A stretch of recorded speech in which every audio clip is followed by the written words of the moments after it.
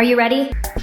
4, 3, 2, 1. Time's up. Let's go.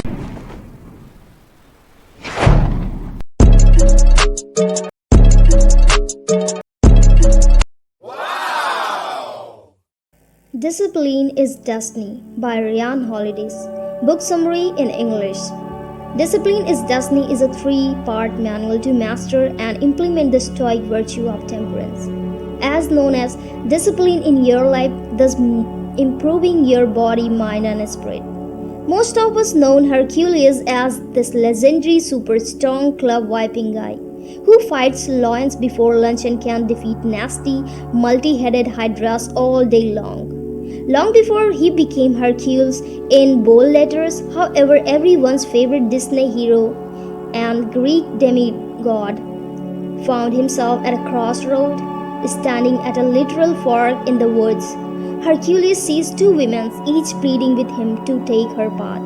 One is beautiful beyond belief, half-naked, and offers him a life full of pleasure and completely devoid of pain. The other is also pretty but dressed more conservatively. She tells him the only reward he will find on her path are those he will have earned through courage, honorable deeds, and yes, hardship, but that this path will help him become who he was meant to be. The women in this parable are wise and virtue, and I sure you can guess which path Hercules chose, given how awesome he became.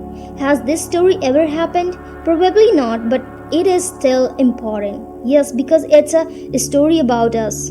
At least that's what Ryan Holiday thinks, and why he opens his book Discipline is Destiny, the second of 4 in a series about the cardinal virtue of stoicism, courage, discipline, justice, wisdom, with this metaphor.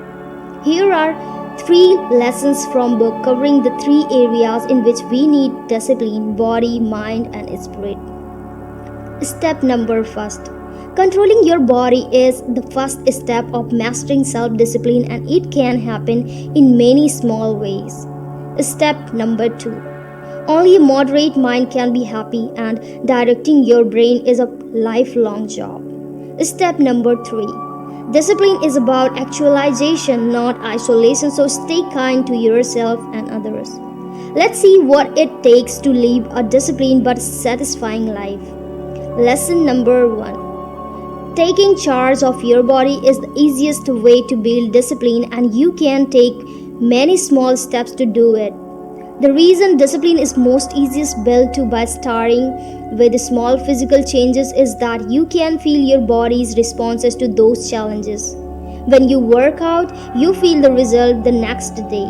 When you sleep early, you feel more rested. That's a great way of sending yourself the feedback that's yes, building discipline is working and helping. While Holiday suggests a variety of things from eating lean to strenuous activities like taking cold shower, working out, or walking the long road to work to sleeping early, the most important is this. So when it comes to physical discipline, doing a letter every day will have much bigger impact than trying to do a lot on rare occasions. Holiday mentioned Los Gehrig as an example, the legendary baseball player who played over 2,000 games straight without missing a single one. Did he not feel well during some of them? For sure, but he showed up regardless, and in the long run that made all the difference. Lesson number 2. We can only be happy when we practice restraint, and it's a lifelong job to moderate our minds. Like voice calling out to Hercule, our modern world is loaded with opportunities for instant gratification. It too seems to want to fulfill our every desire immediately. But if you are ever given in to those impulses, you know how empty and unrewarding that can ultimately feel. When you order pizza every time you feel like it, you will get health problem.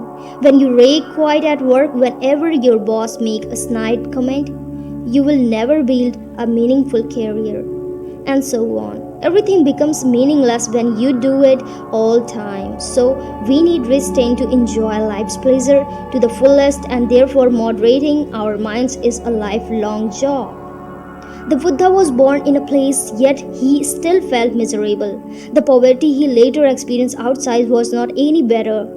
It was only once he learned to practice patience, to sit with suffering, and to not lose it when things went wrong. Every that he found he could calmly manage, even enjoy both life's up and downs. Try to pause before you react, analyze your feelings, and learn to sort things out on purpose. Most of all, remember, you will never be perfect. Mastering our minds is a job that will take forever, and that's okay. Lesson number 3. Unless used for the greater good, discipline is pointless, so show kindness and compassion both to yourself and others. The highest level of discipline happens on the plane of the spirit, according to Holiday, who mentioned ancient Roman charioteers, competitive horse carriage riders as a prime example, having to balance many activities and roles at once while performing in a life or death situation. These athletes use their self-discipline for higher purpose, in case to entertain their community, while remembering that failure is just a part of equation. Spiritual discipline is about staying calm, doing the work, and steering the course without alienation others. When you fail to get to work on time, keep cool.